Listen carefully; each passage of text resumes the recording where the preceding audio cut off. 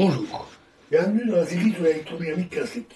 Donc continuons sur les champs à la surface des conducteurs. Alors, la condition aux limites sur la composante tangentielle du champ électrique montre que juste à l'extérieur de la surface existe un champ électrique tangentiel qui est donné par la dernière formule que nous avions vue dans la vidéo précédente et dont l'expression en zeta égale 0 est donnée par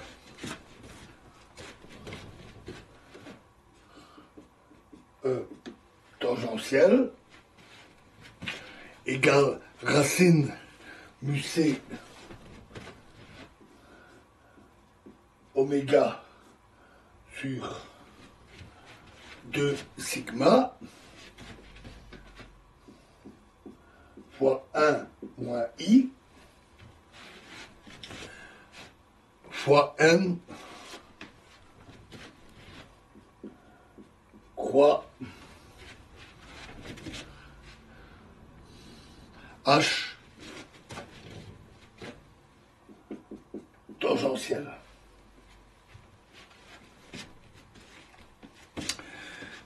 Dans cette approximation, existe également, juste à l'extérieur de la surface, une petite composante normale du champ magnétique, et la loi d'induction de Faraday montre alors que cette composante B normale est du même ordre de grandeur que le E tangentiel. Alors la figure suivante montre l'intensité de ces champs à l'intérieur et à l'extérieur du conducteur. Donc, si on trace en fonction de zeta les champs E et H, l'intensité, la surface ici du conducteur, on a donc un petit champ normal et un champ électrique tangentiel qui diminue très vite après la surface. On a aussi un champ électrique normal qui s'annule brutalement à la surface et un champ tangentiel qui diminue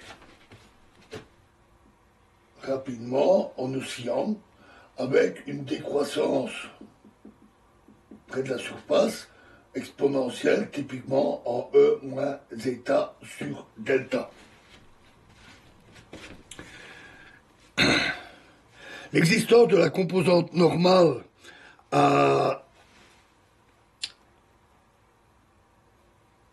de la composante normale de H et de la composante tangentielle de E donne une petite composante. L'existence, en plus de la composante normale de E et de la composante tangentielle de H, d'une petite composante tangentielle de E à la surface extérieure du conducteur, signifie qu'il existe un flux de puissance pénétrant dans le conducteur. La puissance moyenne absorbée par unité de surface du conducteur est dP des pertes sur d sigma par unité de surface, et c sigma la surface par la conductivité, égale moins 1,5 partie réelle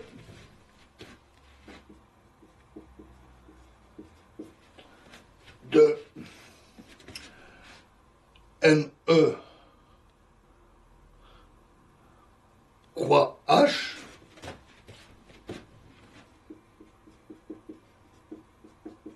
astérisque égale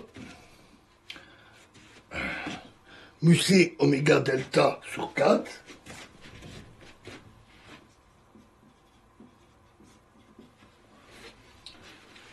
fois H parallèle au carré.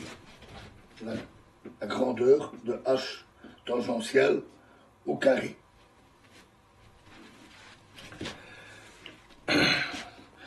Le résultat admet une interprétation simple en termes de perte ohmique dans le conducteur, donc de perte par effet Joule. En vertu de la loi d'Ohm, au voisinage de la surface du conducteur, on a une densité de courant, J égale sigma EC, qui est égal à 1 demi à moins I,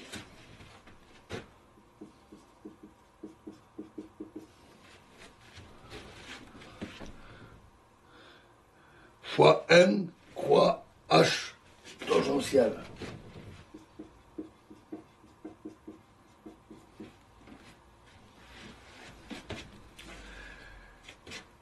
Fois E exposant moins zeta fois 1 moins I sur delta.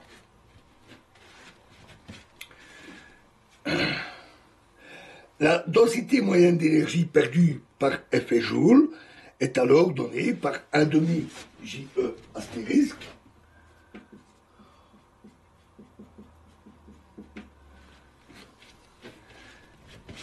qui est égal à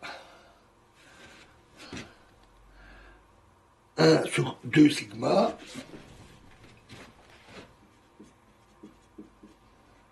fois J, la grandeur de J au carré.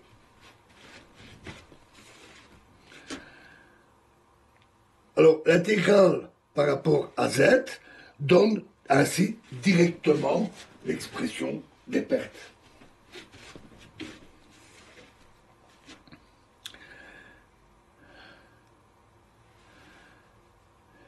Alors, sous la surface du conducteur, la densité de courant est confinée à une épaisseur fine,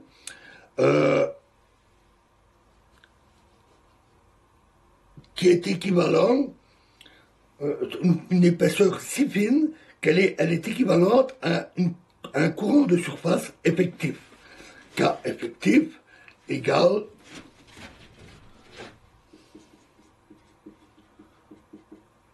l'intégrale de 0 à l'infini de J d sigma, d zeta, pardon, d zeta égale M croix H tangentielle.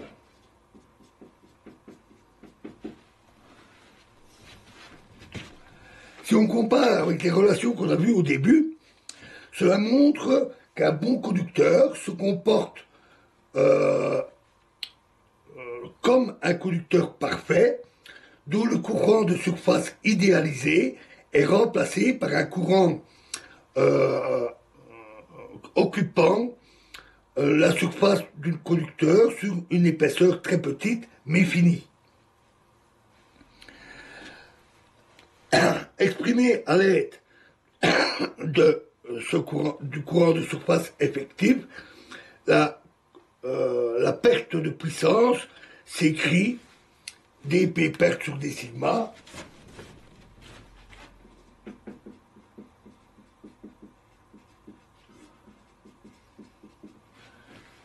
est égal à 1 sur 2 sigma delta. Donc à nouveau, là c'est une surface, là c'est la conductivité, le sigma, fois K effectif au carré.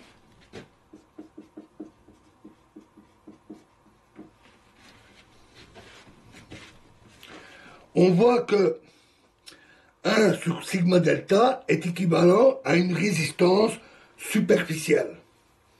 Le coefficient de proportionnalité entre E tangentiel et K effectif s'appelle l'impédance de surface, qu'on note ZD.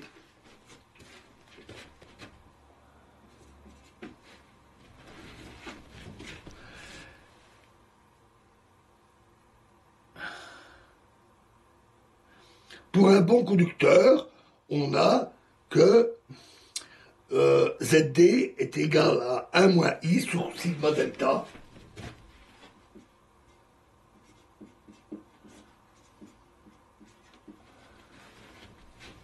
D'où la partie réelle, l'existence 1 sur sigma delta. Mais ce concept d'impédance de surface possède évidemment une plus grande applicabilité que ceci.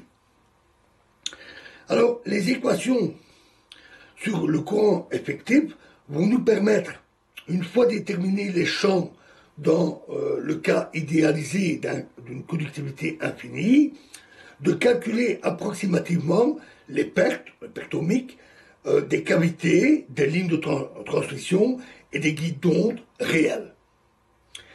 Voilà, et donc dans la prochaine vidéo, nous intégrerons non plus les surfaces planes, mais les cavités cylindriques et les guides d'ondes. Je vous remercie.